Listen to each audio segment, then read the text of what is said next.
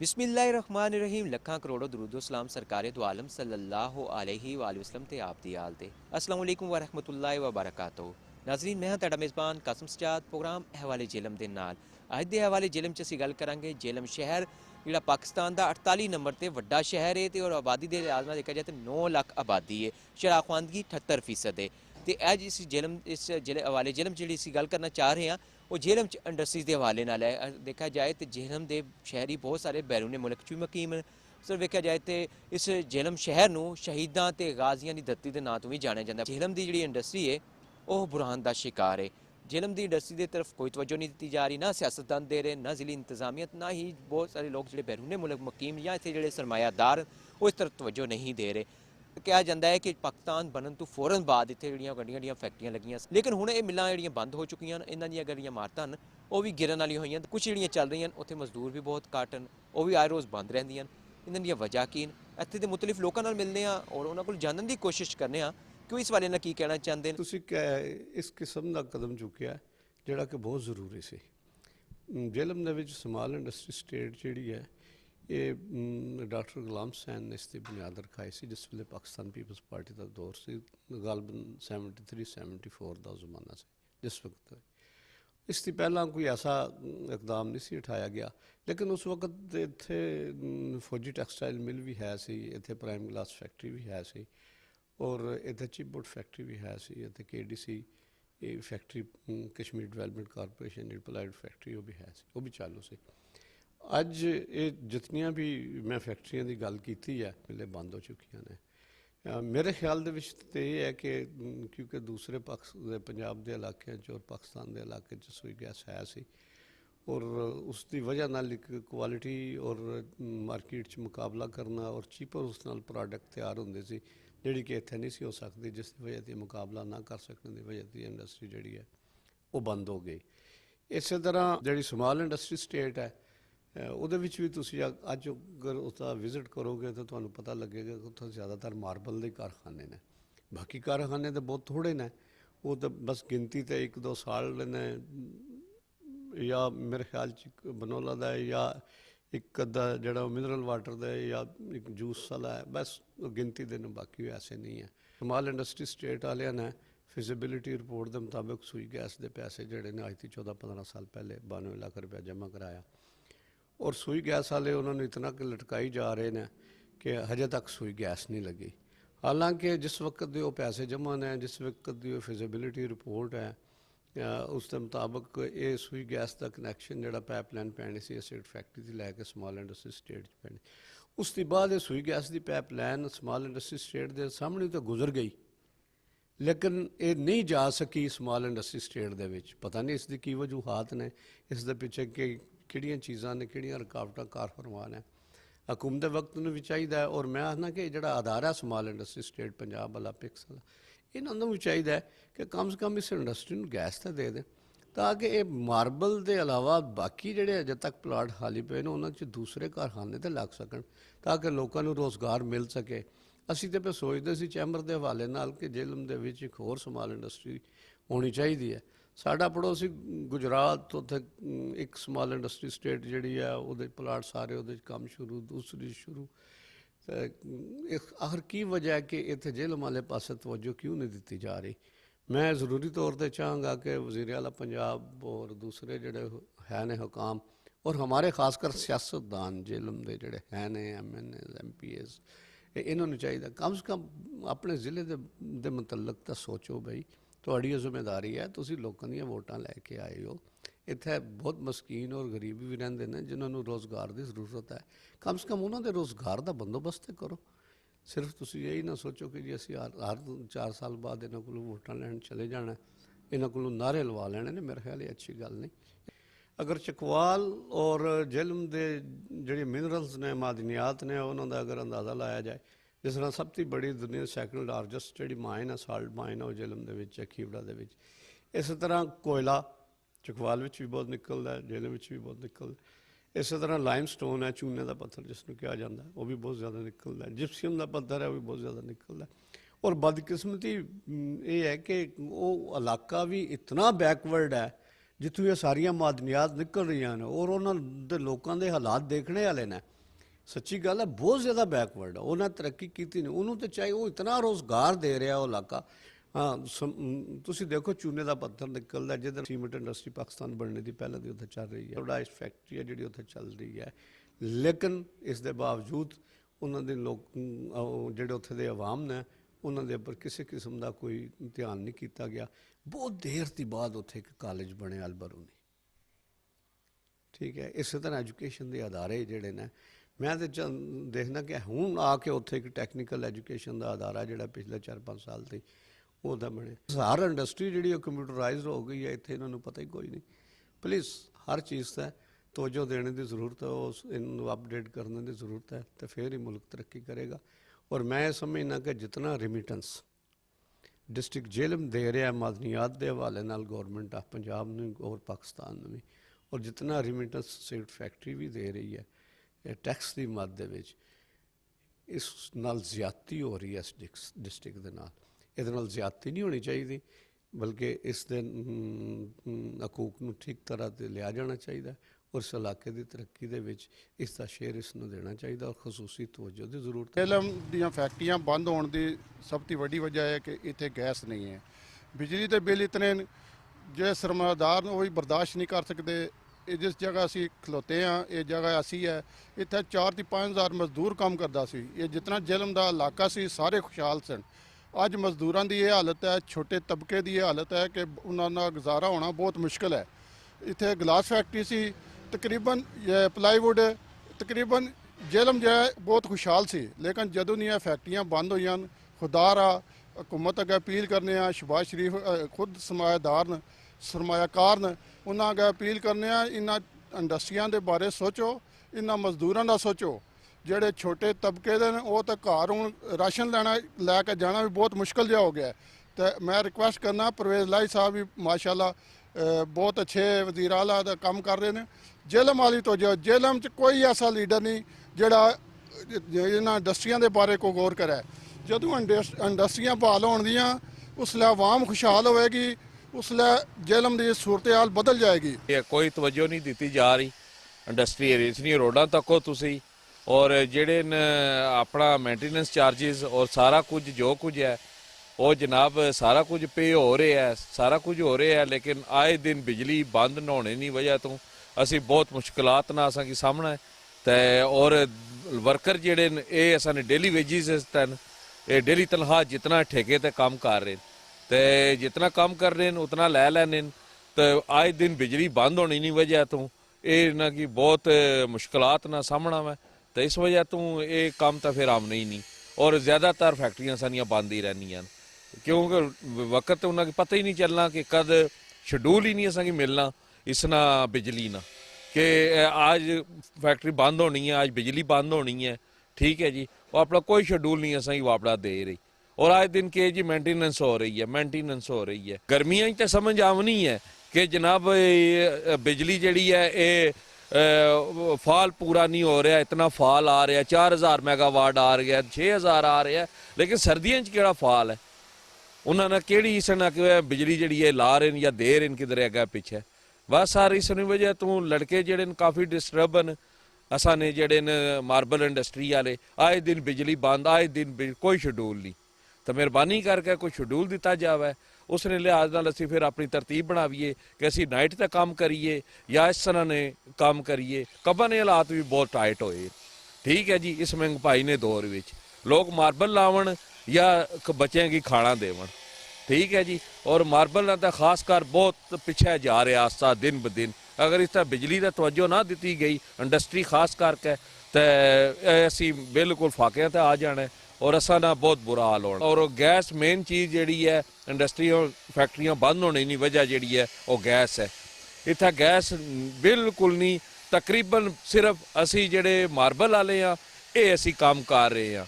बाकी ज़्यादातर फैक्ट्रियां जड़ियां अगर 200 फैक्ट्री है तो उस 3 तो 35 तो 40 फैक्ट्रियां जड़ियां वो सिर्फ मार्बल दियां काम कर रही हैं और काफ़ी फैक्ट्रियां बंद पई हैं। और उन्होंने जंगलात तो तुसाने सर्वे करके चेक करो उन्होंने अंदर दरख्त उगे।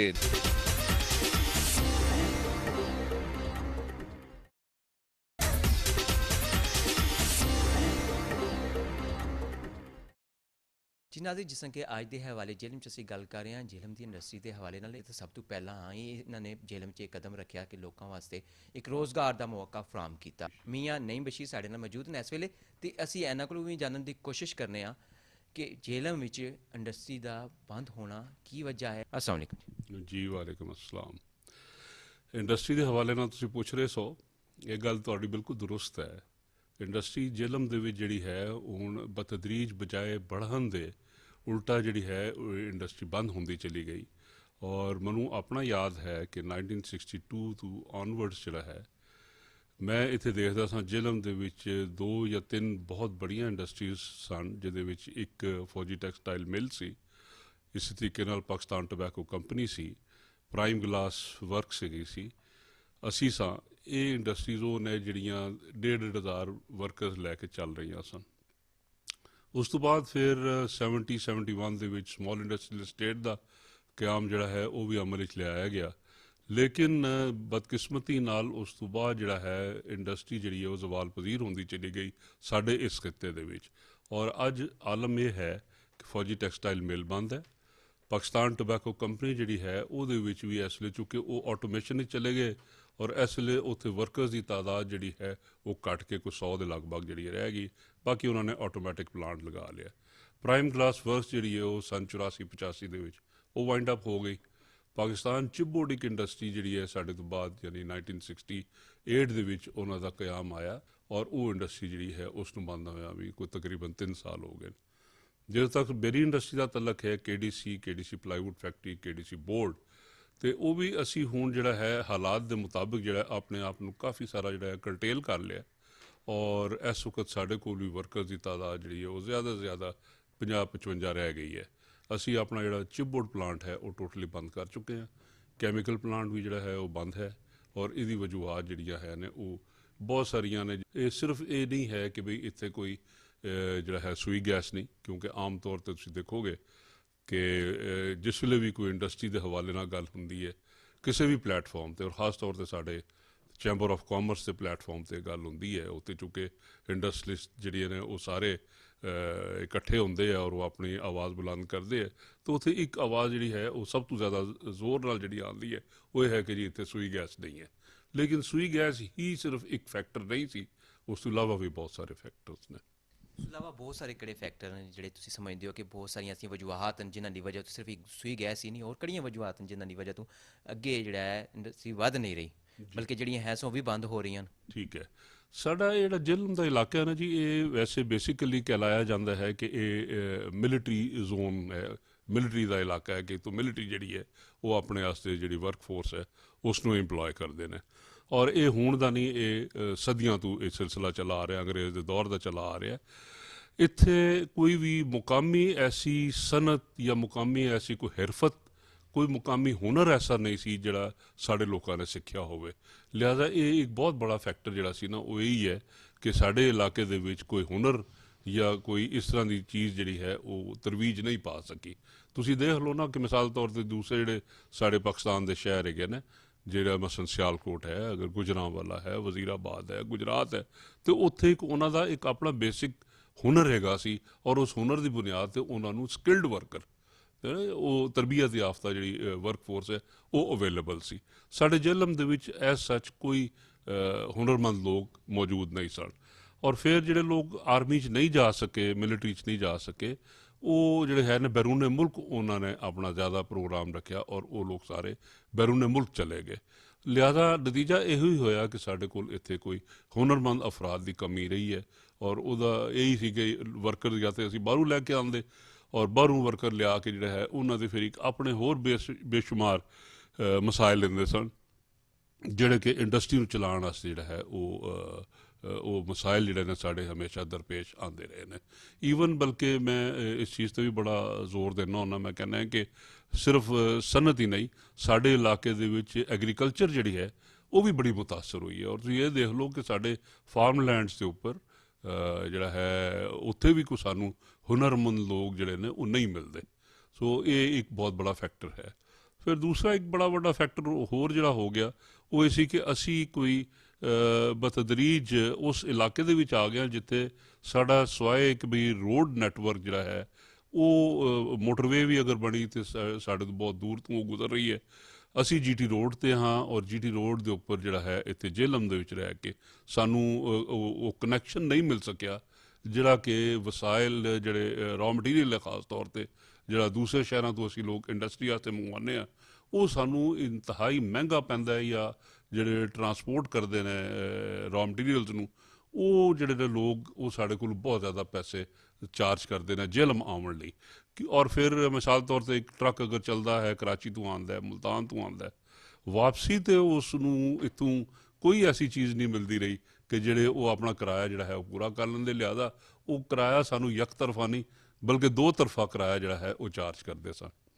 ਇਹ ਵੀ ਇੱਕ ਬੜਾ ਵੱਡਾ ਫੈਕਟਰ ਹੋ ਗਿਆ। ਫਿਰ ਬਾਅਦ ਵਿੱਚ ਜਿਹੜਾ ਹੈ ਜ਼ਾਹਿਰ ਹੈ ਕਿ ਸੂਈ ਗੈਸ ਦੂਸਰੇ ਸ਼ਹਿਰਾਂ ਦੇ 'ਚ ਆ ਗਈ, ਜੇਹਲਮ ਵਿੱਚ ਆ ਨਾ ਸਕੀ ਔਰ ਇੱਥੇ ਜਿਹੜਾ ਹੈ ਇਸ ਚੀਜ਼ ਦੀ ਵਜ੍ਹਾ ਨਾਲ ਵੀ ਅਸੀਂ ਬਹੁਤ ਜ਼ਿਆਦਾ ਮੁਤਾਸਰ ਹੋਏ ਹਾਂ ਤੇ ਇਹ ਬੁਨਿਆਦੀ ਵਜੂਹਾਤ ਸਨ। ਮਜ਼ੇਦਾਰ ਪ੍ਰੋਗਰਾਮ ਹੈ ਤੁਹਾਡਾ। ਮੇਰੀ ਨਜ਼ਰ ਦੇ ਵਿੱਚ ਤੁਸੀਂ ਜਿਸ ਤਰ੍ਹਾਂ ਇਹ ਪ੍ਰੋਗਰਾਮ ਅੱਜ ਕੀਤਾ ਹੋਇਆ ਇਹ ਸਮਾਲ ਇੰਡਸਟਰੀ ਜ਼ੋਨਸ ਸਾਡਾ ਜਿਸ ਤਰ੍ਹਾਂ ਤੁਹਾਡੇ ਸਾਹਮਣੇ ਇੱਕ ਗੌਂਗ ਸ਼ੋਅ ਬਣਿਆ ਹੋਇਆ ਤੇ ਮੈਂ ਤੁਹਾਨੂੰ ਇੱਕ ਗੱਲ ਕਰਾਂਦਾ ਕਿ ਵੀ ਸਮਾਲ ਇੰਡਸਟਰੀ ਦੇ ਵਿੱਚ ਇਹ ਇਸ ਵਾਸਤੇ ਨਹੀਂ ਬਣਿਆ ਸੀ ਕਿ ਇੱਥੇ ਖਾਲੀ ਮਾਰਬਲ ਫੈਕਟਰੀਆਂ ਲੱਗਣ। ਇਹਦੇ ਵਿੱਚ ਗੌਰਮੈਂਟ ਬਹੁਤ ਜ਼ਿਆਦਾ ਇਨਵੋਲਵ ਹੈ ਕਿ ਗੌਰਮੈਂਟ ਦੀ ਨਾਅਹਲੀ ਕਹਿ ਲਓ ਜਿੰਨੇ ਸਾਰੇ ਜਿੰਨੇ ਵੀ ਤਕਰੀਬਨ 30-40 ਸਾਲ ਤੋਂ ਜਿੰਨੇ ਸਾਡੇ ਜੇਹਲਮ ਦੇ ਸਿਆਸਤਦਾਨ ਨੇ ਉਹਨਾਂ ਨੇ ਜਿਹੜੇ ਬਿਜ਼ਨਸਮੈਨ ਹੈ ਨਾ ਉਹਦੇ ਵਾਸਤੇ ਕੱਖ ਨਹੀਂ ਕੀਤਾ। ਕੋਈ ਬੰਦਾ ਕੋਈ ਫੈਕਟਰੀ ਲਾਉਣਾ ਚਾਹੁੰਦਾ ਹੈ ਨਾ ਉਹਦੀ ਨਰਸਿੰਗ ਪ੍ਰੋਪਰ ਨਹੀਂ ਹੈਗੀ ਕਿ ਵੀ ਇੱਕ ਬੰਦਾ ਅਸੀਂ ਪ੍ਰਾਇੋਰਟੀਜ਼ ਸੈੱਟ ਨਹੀਂ ਕੀਤੀ ਹੈ ਕਿ ਵੀ ਜੇਹਲਮ ਦੇ ਵਿੱਚ ਕਿਹੜੀ ਸ਼ੈ ਨੂੰ ਪ੍ਰਮੋਟ ਕੀਤਾ ਜਾਵੇ ਕਿਹੜੀ ਸ਼ੈ ਨੂੰ ਅਸੀਂ ਸਮਝਦੇ ਹਾਂ। ਇਹ ਲੋਕ ਸਾਰੇ ਮੁਹੱਬੇ ਜੇਹਲਮ ਸਨ।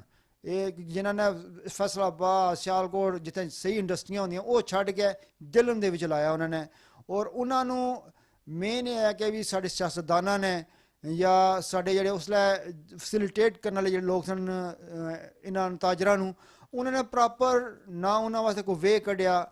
ਜਿਸ ਤਰ੍ਹਾਂ ਹੁਣ ਜੇਹਲਮ ਦੇ ਵਿੱਚ ਤੁਸੀਂ ਵੇਖੋ ਜੀ ਅਰਸਾ ਦਰਾਜ਼ ਤੋਂ ਸੁਬਾਹ 8 ਵਜੇ ਤੋਂ ਲੈ ਕੇ ਦਿਹਾੜੀ 2 ਵਜੇ 3-4 ਵਜੇ ਤੱਕ ਬਿਜਲੀ ਕੋਈ ਨਹੀਂ ਹੁੰਦੀ ਤੇ ਤੁਸੀਂ ਜਦੋਂ ਬਿਜਲੀ ਨਹੀਂ ਹੁੰਦੀ ਤੇ ਤੁਸੀਂ ਇੰਡਸਟਰੀ ਕਿਹੜੀ ਚਲਾਉਣੀ ਹੈ ਕਿਹੜਾ ਕਾਰਖਾਨਾ ਚਲਾਉਣਾ ਹੈ ਦਿਹਾੜੀ ਬਿਜਲੀ ਨਾ ਹੋਵੇ ਕਿੱਥੋਂ ਨਾ ਚੱਲਣਾ ਕੋਈ ਜਨਰੇਟਰ ਨਾਲ ਉਹਨੇ ਕੰਮ ਕਰਨਾ ਵਾ ਤੇ ਇਹ ਵੀ ਸਾਡੀ ਨਾਅਹਲੀ ਹੈ ਕਿ ਵੀ ਜੇਹਲਮ ਵਾਸਤੇ ਕਿਸੇ ਬੰਦੇ ਨੇ ਆਵਾਜ਼ ਨਹੀਂ ਚੁੱਕੀ ਔਰ ਤੁਹਾਡਾ ਇਹ ਪ੍ਰੋਗਰਾਮ ਦੇ ਥਰੂ ਮੈਂ ਇਹ ਆਵਾਜ਼ ਡੈਫੀਨਿਟਲੀ ਪਹੁੰਚਾਵਾਂਗਾ ਕਿ ਕਮ ਸੇ ਕਮ ਤੁਸੀਂ ਟਾਈਮਿੰਗ ਹੀ ਸੈੱਟ ਕਰ ਲਓ ਕਿ ਕਿਸੇ ਕਾਰਖਾਨੇ ਵਾਸਤੇ ਜਾਂ ਕਿਸੇ ਵਾਸਤੇ ਕਿ ਦਿਨ ਨੂੰ ਬਿਜਲੀ ਦੇਵੋ ਤਾਂ ਕਿ ਉਹ ਕੰਮ ਕਰ ਸਕੇ। ਦੇਖੋ ਜ਼ੁਲਫਕਾਰ ਅਲੀ ਭੁੱਟੋ ਨੇ ਅਗਰ ਇੰਡਸਟਰੀ ਇੱਥੇ ਜ਼ੋਨ ਸਮਾਲ ਇੰਡਸਟਰੀ ਜ਼ੋਨ ਲਾਇਆ ਸੀ ਤੇ ਉਹ ਇਸ ਪਰਪਸ ਵਾਸਤੇ ਨਹੀਂ ਲੱਗਿਆ ਸੀ। ਸਾਨੂੰ ਹੋਲਸੇਲਰ ਨਹੀਂ ਚਾਹੀਦੇ, ਸਾਨੂੰ ਇੱਥੇ ਪ੍ਰੋਡਕਟਿਵ ਲੋਕ ਚਾਹੀਦੇ ਨੇ ਜਿਹੜੇ ਬੰਦੇ ਕਾਰਖਾਨੇ ਲਾ ਕੇ ਲੋਕਾਂ ਨੂੰ ਕਮ ਸੇ ਕਮ ਇੱਕ ਫੈਕਟਰੀ ਦੇ ਵਿੱਚ 50-50 100-100 ਬੰਦਾ ਉੱਥੇ ਕੰਮ ਕਰੇ ਤੇ ਉਹ ਆਪਣੇ ਘਰ ਦਾ ਰੋਟੀ ਦਾ ਇੰਤਜ਼ਾਮ ਕਰੇ। ਇਹਦੇ ਪਿੱਛੇ ਰਾਜ਼ ਵੀ ਇਹੀ ਹੈ ਕਿ ਬੰਦੇ ਬਾਹਰ ਕਿਉਂ ਜਾਣਾ ਚਾਹੁੰਦੇ ਨੇ। ਬਿਲਕੁਲ ਇਹੀ ਗੱਲ ਹੈ ਕਿ ਬੰਦੇ ਬਾਹਰ ਕਿਉਂ ਜਾਣਾ ਚਾਹੁੰਦੇ ਨੇ ਜਿੱਥੇ ਇੱਥੇ ਕੰਮ ਦੀ ਕੋਈ ਸਹੂਲਤ ਨਹੀਂ ਹੈ ਕੋਈ ਫਾਇਦਾ ਨਹੀਂ ਹੈ।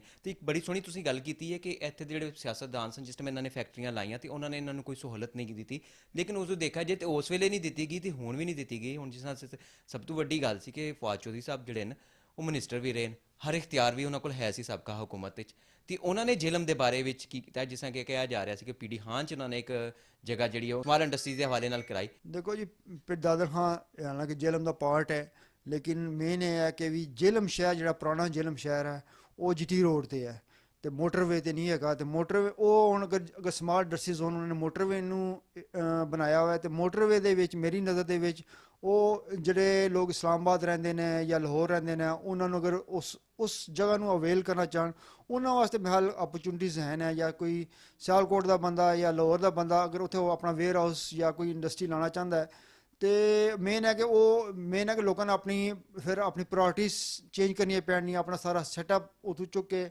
ਉਧਰ ਖੜਨਾ ਪਵੇਗਾ ਪੀਡੀ ਖਾਨ ਉਹ ਫਿਰ ਉਹਨਾਂ ਨੂੰ ਜਿਹੜਾ ਅੱਗੋਂ ਜਿਹੜਾ ਨਵਾਂ ਪ੍ਰੋਬਲਮ ਆਵੇਗਾ ਕਿ ਵੀ ਉੱਥੇ ਉਹ ਇੰਪਲਾਈਜ਼ ਕਿੱਥੋਂ ਲੈਣ ਕੋਈ ਪੀਡੀ ਖਾਨ ਦੀ ਆਪਣੀ ਆਬਾਦੀ ਤਾਂ ਇੰਨੀ ਜ਼ਿਆਦਾ ਨਹੀਂ ਹੈ ਤੇ ਉਹ ਇੰਪਲਾਈਜ਼ ਵੀ ਉਹਨਾਂ ਨੂੰ ਬਾਹਰੋਂ ਲਿਆਉਣੇ ਪੈਣੇ ਨੇ। ਮੇਰੀ ਨਜ਼ਰ ਦੇ ਵਿੱਚ ਅਗਰ ਇੰਡਸਟਰੀ ਲਾਉਣੀ ਚਾਹੀਦੀ ਹੈ ਉਹ ਸਿਰਫ ਦੀਨਾ ਦਾ ਏਰੀਆ ਹੈ ਸੁਹਾਵਾ ਤੱਕ ਸਾਰਾ ਗੈਰ ਆਬਾਦ ਏਰੀਆ ਹੈ ਔਰ ਆਉਣ ਵਾਲੇ ਵਕਤ ਸਿਆਲਕੋਟ ਦਾ ਜਿਹੜਾ ਮੋਟਰਵੇ ਹੈ ਉਹ ਵੀ ਇਸੇ ਹੀ ਏਰੀਏ ਤੋਂ ਗੁਜ਼ਰਦਾ ਹੁਆ ਜਾ ਰਿਹਾ ਹੈ। ਅਗਰ ਅਸੀਂ ਇੰਡਸਟਰੀ ਲਾਉਣਾ ਚਾਹੁੰਦੇ ਹਾਂ ਜੇਹਲਮ ਨੂੰ ਜੀਟੀ ਰੋਡ ਨੂੰ ਇਹਨਾਂ ਲੋਕਾਂ ਨੂੰ ਹਿੱਟ ਕਰਨਾ ਚਾਹ ਰਹੇ ਹਾਂ ਤੇ ਉਹ ਸਿਰਫ ਦੀਨੇ ਤੋਂ ਸੁਹਾਵਾ ਦੇ ਦਰਮਿਆਨ ਜਗ੍ਹਾ ਸਭ ਤੋਂ ਬੈਸਟ ਹੈ।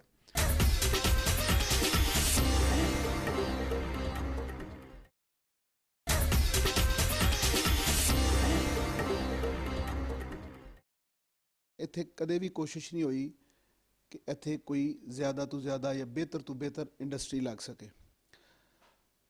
ਸਿਆਸੀ ਕਿਆਦਤਾਂ ਨੇ ਵੀ ਕਦੇ ਕੋਸ਼ਿਸ਼ ਨਹੀਂ ਕੀਤੀ। ਕਦੇ ਬੜੇ ਜ਼ਮਾਨੇ ਪਹਿਲੇ ਜ਼ੁਲਫਕਾਰ ਅਲੀ ਭੁੱਟੋ ਸ਼ਹੀਦ ਦੇ ਜ਼ਮਾਨੇ 'ਚ ਡਾਕਟਰ ਗੁਲਾਮ ਹੁਸੈਨ ਸਾਹਿਬ ਨੇ ਇੱਥੇ ਇੱਕ ਸਮਾਲ ਇੰਡਸਟਰੀ ਸਟੇਟ ਬਣਾਈ ਸੀ ਜਿੱਥੇ ਤੁਸੀਂ ਹੁਣ ਬੈਠੇ ਹੋ। ਉਸ ਤੋਂ ਬਾਅਦ ਕਦੇ ਵੀ ਕੋਸ਼ਿਸ਼ ਨਹੀਂ ਹੋਈ ਕਿ ਇਸ ਸਮਾਲ ਇੰਡਸਟਰੀ ਸਟੇਟ ਨੂੰ ਈਂਧਨ ਦਿੱਤਾ ਜਾਏ, ਯਾਨੀ ਗੈਸ ਦਿੱਤੀ ਜਾਏ, ਔਰ ਲੋਕ ਇੱਥੇ ਛੋਟੀਆਂ ਛੋਟੀਆਂ ਇੰਡਸਟਰੀਜ਼ ਲਾਉਣ ਔਰ ਬੇਸ਼ੁਮਾਰ ਬੱਚੇ ਜਿਹੜੇ ਬੇਰੁਜ਼ਗਾਰ ਹਨ ਉਹਨਾਂ ਨੂੰ ਰੋਜ਼ਗਾਰ ਮਿਲ ਜਾਏ। ਇਹ ਸਿਰਫ ਲੋਕਾਂ ਪਰ ਹੀ ਡਿਪੈਂਡ ਨਹੀਂ ਕਰਦਾ, ਇਹ ਜਿਹੜੀਆਂ ਹੁਕੂਮਤਾਂ ਹੁੰਦੀਆਂ ਉਹਨਾਂ 'ਤੇ ਬਹੁਤ ਜ਼ਿਆਦਾ ਡਿਪੈਂਡ ਕਰਦੀ ਹੈ ਇਹ ਗੱਲ ਕਿ ਉਹ ਲੋਕਾਂ ਨੂੰ ਮੋਬਿਲਾਈਜ਼ ਕਰਦੇ ਨੇ। ਅਦਾਰੇ ਕਿਸ ਵਾਸਤੇ ਬਣਾਏ ਜਾਂਦੇ ਨੇ? ਉਹ ਲੋਕਾਂ ਨੂੰ ਤਿਆਰ ਕਰਦੇ ਨੇ ਕਿ ਤੁਸੀਂ ਆਪਣਾ ਪੈਸਾ ਜਿਹੜਾ 5-5 ਕਰੋੜ ਰੁਪਏ ਇੱਕ ਇੱਕ ਕੋਠੀ ਤੇ ਲਾ ਰਹੇ ਹੋ, ਰੀਅਲ ਸਟੇਟਾਂ ਤੇ ਲਾ ਰਹੇ ਹੋ, ਬਿਲੀਅਨ ਆਫ ਰੁਪੀਸ ਜਿਹੜੇ ਰੀਅਲ ਸਟੇਟਾਂ ਤੇ ਲੱਗ ਰਹੇ ਨੇ, ਕਿਆ ਤੁਸੀਂ ਛੋਟੇ ਛੋਟੇ ਯੂਨਿਟ ਨਹੀਂ ਲਾ ਸਕਦੇ? ਔਰ ਅਗਰ ਇਹ ਛੋਟੇ ਛੋਟੇ ਯੂਨਿਟ ਲੱਗ ਜਾਣ, ਇੰਡਸਟਰੀ ਆਬਾਦ ਹੋ ਜਾਏ, ਬੇਸ਼ੁਮਾਰ ਬੱਚੇ ਜਿਹੜੇ ਡਿਗਰੀਆਂ ਲਈ ਦਰ ਦਰ ਤੇ ਫਿਰਦੇ ਨੇ ਨੌਕਰੀਆਂ ਲਈ, ਕੰਮ ਲਈ, ਉਹਨਾਂ ਦੇ ਹੁਨਰ ਵੀ ਜਿਹੜੇ ਨੇ ਉਹ ਵੀ ਜ਼ਾਇਆ ਹੋ ਰਹੇ ਨੇ। ਉਹ ਇਹਨਾਂ ਯੂਨਿਟਸ 'ਚ ਕੰਮ ਕਰਨ, ਆਪਣੇ ਘਰਾਂ ਦੀ ਵੀ ਖੁਸ਼ਹਾਲੀ ਬਣਾਉਣ, ਆਪਣੇ ਸ਼ਹਿਰ ਦੀ ਵੀ ਖੁਸ਼ਹਾਲੀ ਬਣਾਉਣ ਔਰ ਆਪਣੇ ਮੁਲਕ ਦੀ ਵੀ ਬਿਹਤਰੀ ਔਰ ਸਟੇਬਿਲਿਟੀ ਬਣਾਉਣ।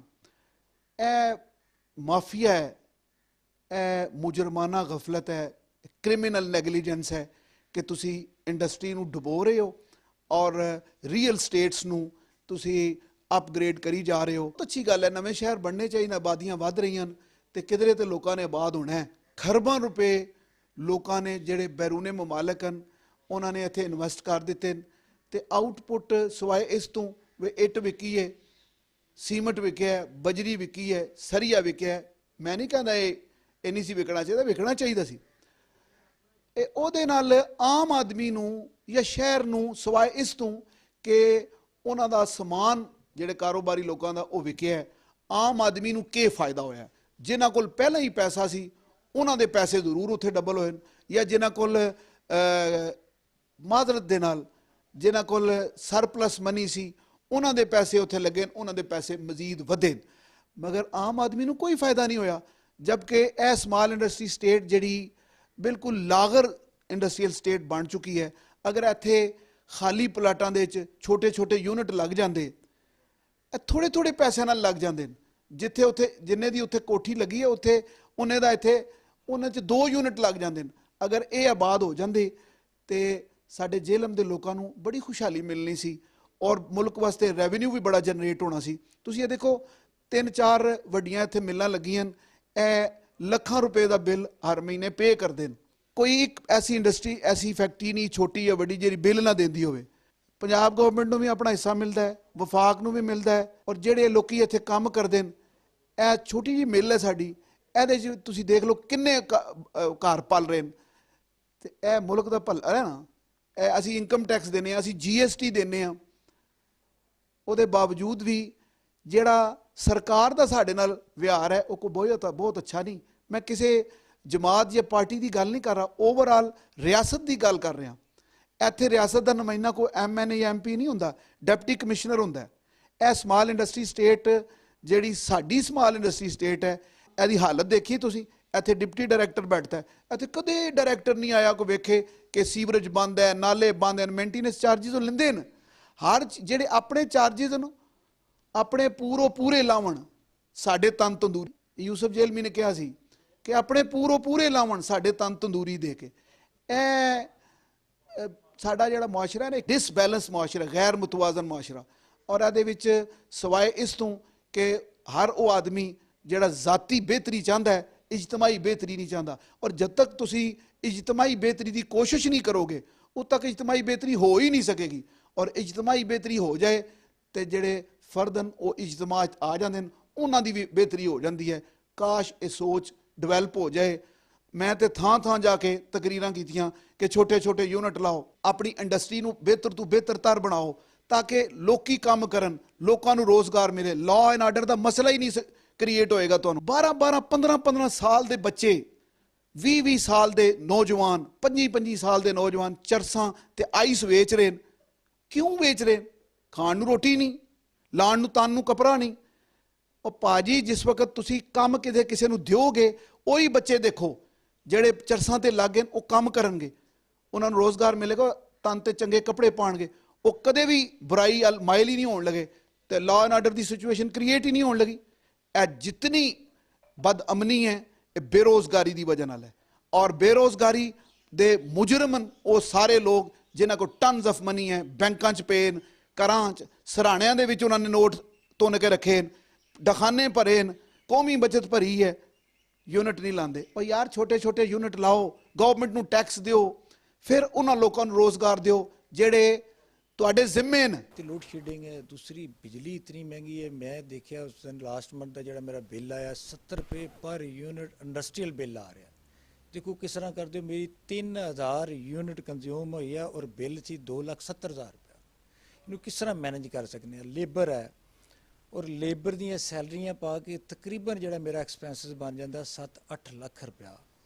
ਔਰ ਇਹ ਫੈਕਟਰੀ ਮੌਜੂਦਾ ਜੋ ਬਿਜ਼ਨਸ ਮੇਰੀ ਫੈਕਟਰੀ ਹੈ ਕਿ ਉਹ ਖਰਚਾ ਬਰਦਾਸ਼ਤ ਹੀ ਨਹੀਂ ਕਰ ਸਕਦੀ।